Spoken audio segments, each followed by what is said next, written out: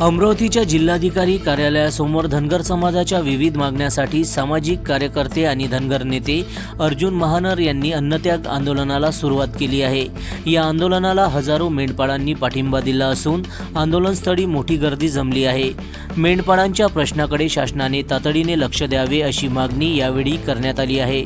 संपूर्ण महाराष्ट्रात मेंढी चराई संदर्भातील शासन निर्णयाची तात्काळ अंमलबजावणी करावी, तसेच 24 ऑगस्ट रोजी राज्य शासनाने काढलेल्या शासन निर्णयाची स्थानिक पातळीवर प्रभावी अंमलबजावणी करावी अशी प्रमुख मागणी आंदोलकांनी केली आहे। स्थानिक परिस्थितीनुसार उपलब्ध होणाऱ्या वनक्षेत्रात मेंढी चराईसाठी परवानगी देण्याचे निर्देश द्यावेत अशी मागणी यावेळी करण्यात आली।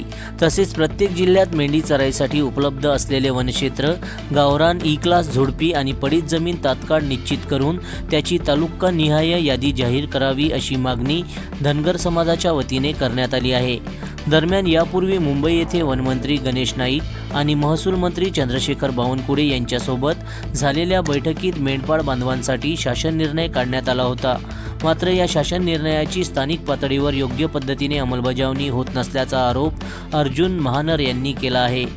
त्यामुळे शासनाने केवळ शासन निर्णय काढून न थांबता याची स्थानिक प्रशासनाच्या माध्यमातून तात्काळ अंमलबजावणी करावी, या मागणीसाठी अर्जुन महानर यांनी अमरावतीत अन्नत्याग आंदोलन सुरू केले आहे। जनसमर्थन न्यूज, अमरावती।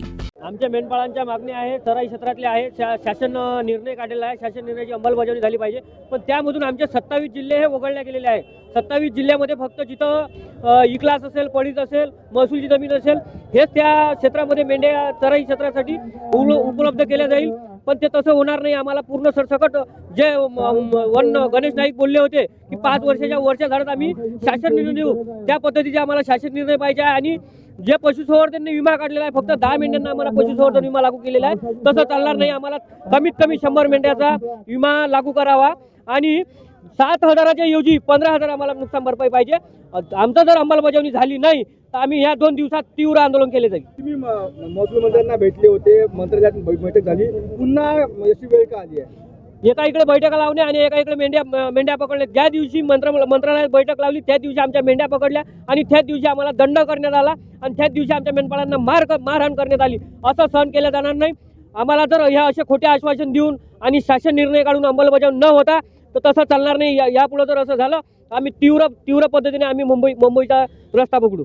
मागच्या आंदोलनाला तुम्हाला काय पण त्या शासन निर्णयामध्ये आमचे 27 जिल्हे जे आहे ते वगळण्यात आलेले आहे। जिथं पडीत जमीन आहे, महसूलची जमीन आहे, तेच आम्हाला पूर्ण म्हणजे जिल्हा अधिकारी माहिती घेऊन ते आम्हाला देतील। पण तसं चालणार नाही। जसे गणेश नाईक बोलले होते 5 वर्षाच्या वरच्या झाडात आम्ही तुम्हाला चराई क्षेत्र देऊ, तसंच आम्हाला पाहिजे। हे आंदोलन फक्त अमरावती पुरतच आहे की पूर्ण महाराष्ट्र पुरतं आहे? आज कमीत कमी 2-3 हजारच मेंढपाळ आले आहे, उद्या यापेक्षाही जास्त येतील।